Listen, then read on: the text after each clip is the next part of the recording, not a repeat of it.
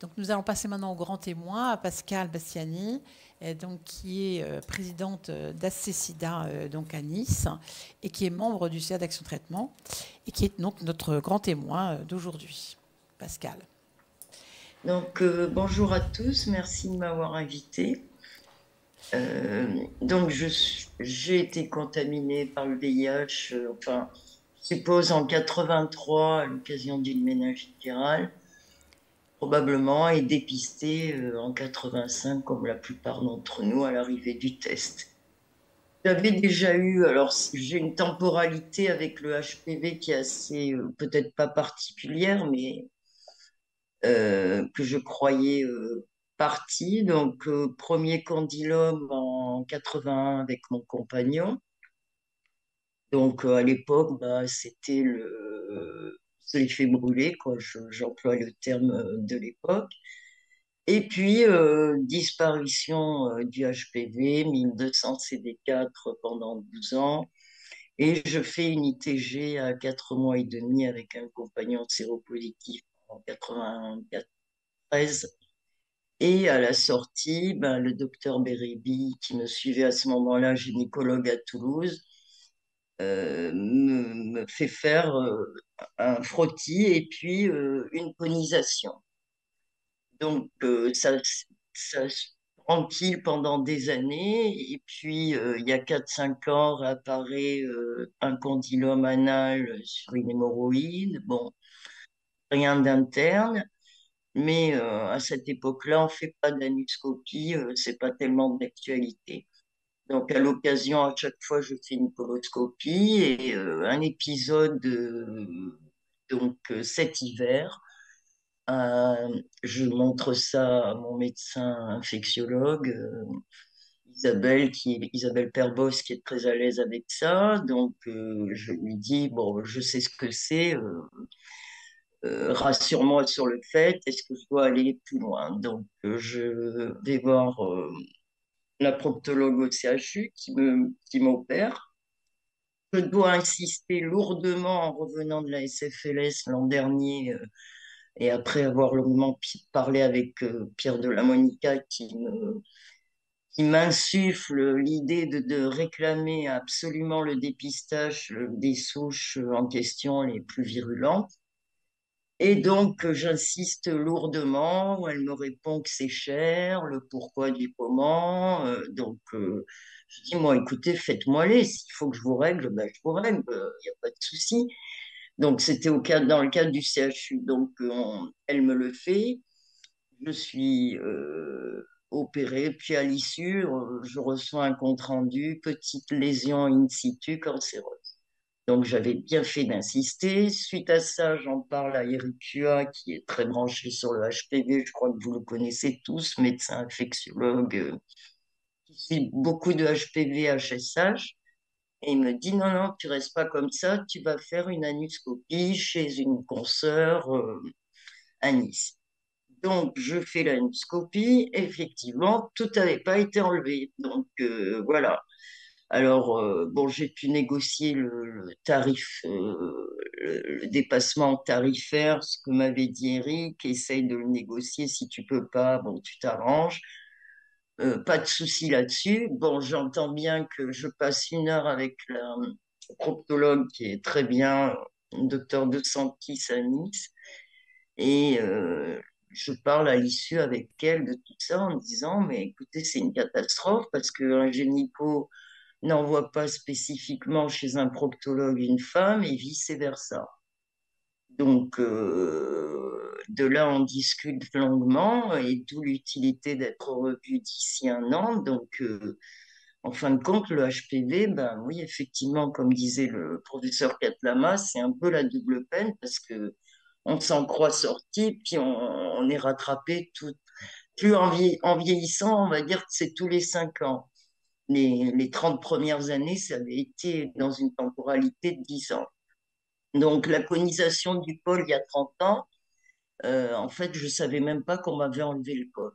On m'avait parlé de conisation à l'époque, j'allais bien au niveau du VIH, je n'étais pas spécialement branchée là-dessus, on va dire. Donc, Voilà, moi je voudrais dire ici par ce petit témoignage de l'utilité d'informer les femmes, de faire ce frottis. Bon, moi je m'y suis tenue pendant des années, mais c'est pareil, ma gynéco dernièrement me disait avant cet épisode, ouais mais je t'ai fait un frottis il y a 2 ans, pourquoi en faire un tous les ans? Eh ben, entre deux, c'est tombé. Donc, la proctologue que j'ai vue qui m'a fait la nuscopie m'a dit non, mais j'en vois sur la paroi vaginale en me le montrant directement. Donc, il faut que tu ailles voir l'ORL, il faut que tu ailles voir, retourner voir la gynéco. Donc, tout ce à quoi je me suis attelée, sauf que, bon, j'avais un petit truc douteux sur la langue mais qui stagne depuis des années, qui n'a pas évolué. Mais un rendez-vous avec un ORL, ben voilà, c'est à 8 mois. Et puis, vous n'êtes pas sans savoir tous qu'entre spécialistes, généralistes, si on n'est pas un patient relativement informé, c'est quand même difficile de s'emparer de ce dossier, de ce fardeau médical-là. C'est presque plus facile finalement aujourd'hui de se soigner du VIH, je dirais, que de se faire suivre pour le HPV. C'est pas si évident que tout le monde le pense. Et en particulier pour la négociation du dépistage de ces souches, je vois pas. Alors il faudrait passer soi-disant par d'abord le gastro qui envoie chez le procto. Bon, alors moi j'ai fait tout dans le sens inverse parce que j'ai la chance d'avoir un carnet d'adresses, comme je le dis souvent, mais c'est pas le cas de tout le monde et aussi d'être capable de regarder, de savoir reconnaître, et puis de regarder souvent, parce que quand on est à risque, bah, je pense qu'il faut avoir un petit peu ce réflexe-là, mais encore une fois, c'est pas le cas de tout le monde. Alors, sur la vaccination, bah, moi, j'étais pas au courant, je suis pas sûre d'ailleurs d'avoir bien compris si, dans mon cas de figure, par exemple, je pourrais être potentiellement, après avoir eu ces lésions de haut grade, candidate à une vaccination. Non pas que je la réclame, j'ai fait toutes les autres, pneumocoque, hépatite B à la sortie de la guérison d'hépatite C. Je fais une écho gastro tous les 6 mois. Mais j'ai pas bien compris si je pouvais éventuellement être candidate et dans quel cas ça me serait bénéfique. Et par ma voix, je pense que ça pourra parler à beaucoup de femmes qui sont peut-être concernées, qui sont dans mon cas ou qui n'ont peut-être pas, et là je vais laisser la parole aux médecins, qui n'auront pas le réflexe forcément, qui auront honte. Je discutais encore avec un copain, lui, qui est à séchage, qui est suivi à Monaco, qui me disait, oui, mais c'est mon infectiologue, tu comprends, j'ai des condylomes partout, mais c'est pas sa spécialité, je peux pas lui montrer. Et moi, de lui dire, mais enfin, c'est un médecin, un condylome, il sait le reconnaître, il n'y a pas à douter là-dessus une minute. Mais il y avait cette espèce de honte, de dire mais non, mais finalement ils vont tout me brûler et puis après je pourrai plus avoir de rapport sexuel. Déjà que je suis assez brimée avec la conséquence du vieillissement et de tous les médicaments. Donc je pense qu'il y a vraiment une méconnaissance et avec toute cette histoire aussi d'avoir annulé le BSA ou de l'avoir un peu supprimé, le fait de plus pouvoir tout faire en une journée à l'hôpital, bah ça a quand même brayé le suivi des patients, si j'ose dire. Voilà. Je me tiens Merci. à votre disposition si vous avez des questions. Merci beaucoup, Pascal. Le BSA, pour ceux qui ne sauraient pas, c'est le bilan annuel qui était prévu pour les personnes VIH et notamment dans le cadre du vieillissement pour dépister les comorbidités et faire du dépistage justement de tout ce dont on a parlé tout à l'heure. Pour reprendre la question, je pense que Christine est partie parce qu'elle devait s'en aller, mais je pense que dans ton cas, c'est ce qu'elle a dit. Il n'y a pas de certitude que ça soit efficace, mais il n'y a aucune contre-indication à ce que ça se fasse. Et donc, on pourrait dire, si ça ne fait pas de bien, ça ne fera pas de mal, quoi. C'est un peu ça. très clair après tout ce qu'on a fait. Voilà, mais il y a quand même elle a montré quelques études où il était possible que ça ait un impact positif, même s'il n'est pas majeur, mais sur la progression de la maladie quand même, hein. Donc, bon, après, effectivement, les avis sont partagés. Par contre, Anne, une question comme ça un peu naïve peut-être. Euh, j'ai jamais compris vraiment si le zona, enfin l'herpès, c'est quand même de la même famille que le HPV. Oui. C'est pas loin, quoi. Tout ça, enfin, C'est pas loin, bien sûr. c'est des virus, enfin, c'est un peu comme enfin, les espèces animales. Il y a des espèces virales et ils sont dans la même, dans le même couloir, si je puis dire. Mais c'est quand même pas du tout. Par exemple, la vaccination contre l'HPV ne protège pas du tout de l'herpès, hein. Il y a d'ailleurs pas de vaccination contre l'herpès, hein. Et le zona, donc, serait conseillé aux gens à risque Ah bah, qui sont dans mon cas? c'est ce qu'elle a dit. Enfin, actuellement, enfin, même en dehors de tout ce que tu nous as raconté, rien que tes cheveux blancs te- devrait t'encourager en effet à cette vaccination, tout à fait. Tout à fait. Surtout qu'on a tous été exposés plus ou moins à la varicelle, donc potentiellement au zona, lorsque notre immunité, à tous les vieux que nous sommes, enfin que je suis, ça pourrait être une opportunité en effet à saisir. Voilà. Alors je regarde si nous avons des questions pour toi dans le chat. Mais ce que j'aimerais te poser comme question, c'est est-ce que le fait que tu sois justement bien informée dans ton parcours, tu as été une militante et tout ça, je pense que tu l'as déjà d'ailleurs un peu souligné, mais est-ce que le fait de s'informer, de bien s'informer, favorise finalement la prise en charge, le dépistage, au-delà de l'acceptabilité, mais aussi de la possibilité de prendre en main et de mieux gérer finalement avec les médecins le covoiturage, si je puis dire. Ah ben moi, absolument, je pense qu'avec son médecin, si on n'est pas satisfait, comme disait le médecin généraliste ou le médecin d'avant, je me souviens plus très bien, il faut changer. Parce que si on ne peut pas parler de tout avec son médecin, alors c'est vrai que les médecins ne sont pas très à l'aise avec la sexualité, mais enfin moi j'en ai parlé avec mon médecin à une époque où j'en parlais le plus. C'est une femme, il n'y a pas eu de souci. Je sais qu'elle en parle avec des hommes, mais qui sont un peu plus mal à l'aise. Et absolument, moi je pense que le fait d'avoir été informé, de continuer à lire et pas n'importe quoi toujours. Alors évidemment, les publications médicales ne sont pas accessibles toujours à tout le monde parce qu'il y a la traduction de l'anglais au français. Mais je pense que quand on est une femme, euh, parce que je vais prêcher un peu pour ma paroisse là, mais il faut savoir à partir de 50 ans se saisir de son DMP. Alors, qu'est-ce que ça veut dire? Je suis une femme à risque, je suis zéro, à partir de tel âge, je dois faire ci, ça. Un petit livret très très court qui pourrait être pas forcément sur les réseaux, parce que c'est pareil, tout le monde ne sait pas se servir de mon espace santé. Tous les médecins n'y mettent pas tout, hein, il faut être quand même. Il y a plusieurs réseaux, la NAPAT, le Souci, le Cela, Serballiance, enfin, ou les trucs de bilan biologique. Et ça devient quand même assez compliqué, quoi, parce que on attend une ordonnance, elle est peut-être dans Doctolib et pas dans Espace Santé. Le rendez-vous, tout le monde n'utilise pas Doctolib. Donc, ça demande quand même une certaine maîtrise, je pense, de mon point de vue. En tout cas, je pense que nous qui sommes le plus informés, on doit passer le relais parce que et apprendre à ces plus jeunes qui ne savent peut-être pas ou qui ont peur de s'exprimer ou qui ont honte aussi souvent, hein. Parce que le condylome, eh ben, ouais, mais c'est sale. Le jour, il y en a un qui m'a dit, ouais, mais ça marque mal, tu comprends, si on sait que j'ai des condylomes, c'est presque comme la syphilis, je l'ai entendu, hein.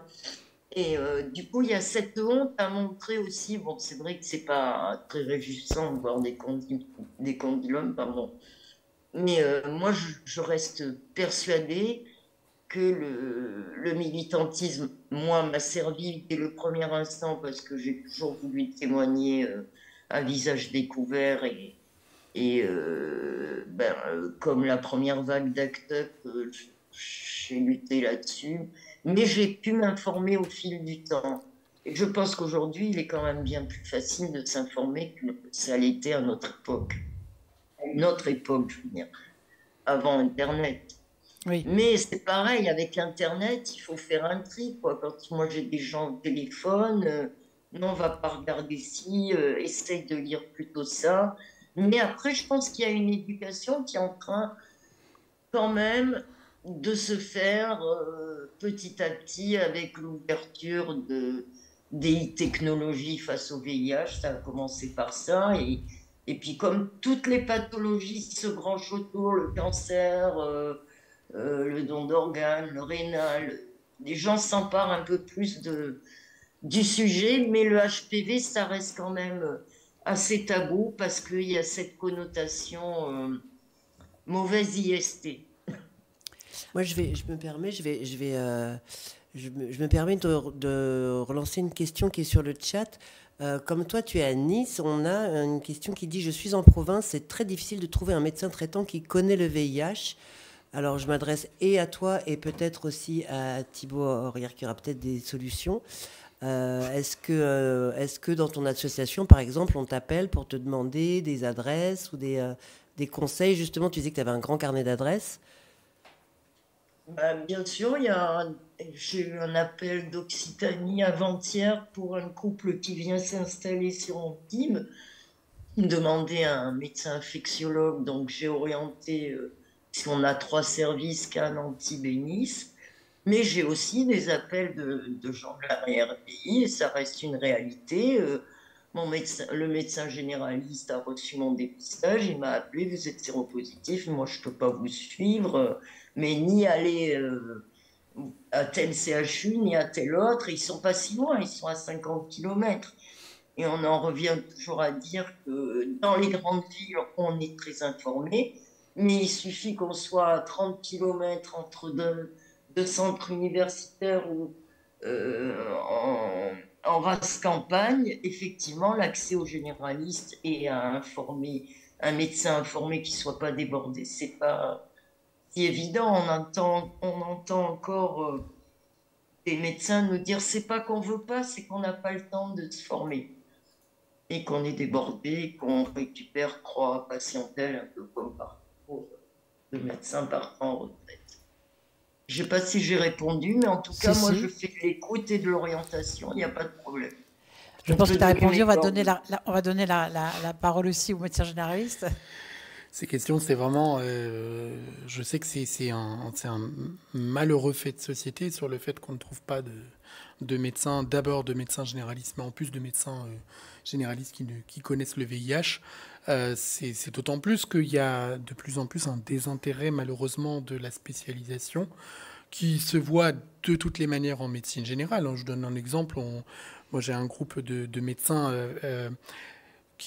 alors, c'était pas que des médecins, c'était un groupe de pharmacologues, laborantins, médecins, qu'ils soient généralistes ou spécialistes, médecins hospitaliers et de ville, principalement de ville, qui s'étaient formés. Et quand on voit, si je devais malheureusement faire la médiane de l'âge ou la Ben oui. moyenne de l'âge, elle se rapproche dangereusement des 60 ans. Et en fait, on a beau être quelques-uns, on se rend bien compte qu'on va devoir absorber les patientèles de tout le monde. Et c'est ça d'autant plus l'enjeu, c'est qu'il faut rappeler à quel point c'est important d'avoir cette spécialisation, mais parce que maintenant ça déborde aussi à l'hôpital.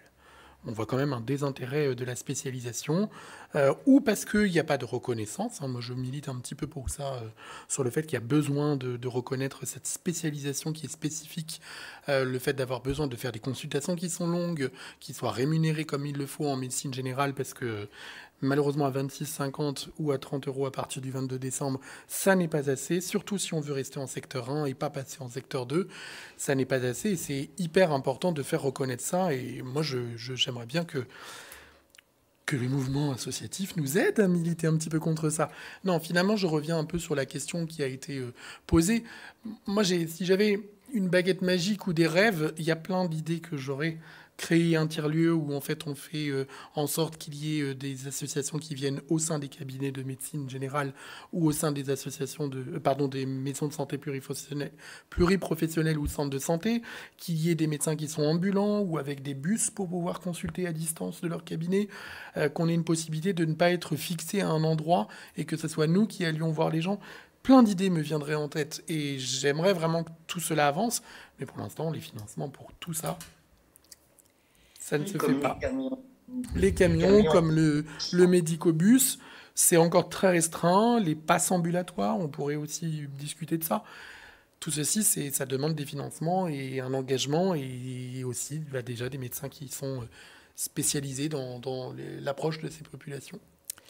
Eh bien, on va rester quand même sur cette idée optimiste, enfin, élément optimiste que souhaite. tu as plein d'idées et que donc on va t'envoyer au ministère de la Santé incessamment sous peu.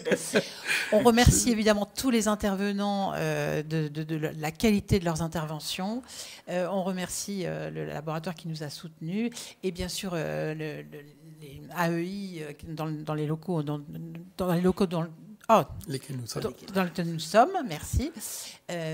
Et puis, on parlait de s'informer, etc. Donc, on fait un peu de pub pour notre association qui a développé un certain nombre de brochures. Donc, Bien vivre après 50 ans. Là, tu trouveras, Pascal, des éléments sur le dépistage, notamment quand on vieillit. Il y a des... Oui, je sais. Voilà, Oui. il y a des infos, il y a un dépliant sur les vaccins, mais aussi la PrEP et tout ça qui sont moins d'actualité aujourd'hui. Et puis il y a sur les réseaux sociaux des éléments sur la diapositive suivante que je ne sais pas comment passer. Voilà, si c'est ça.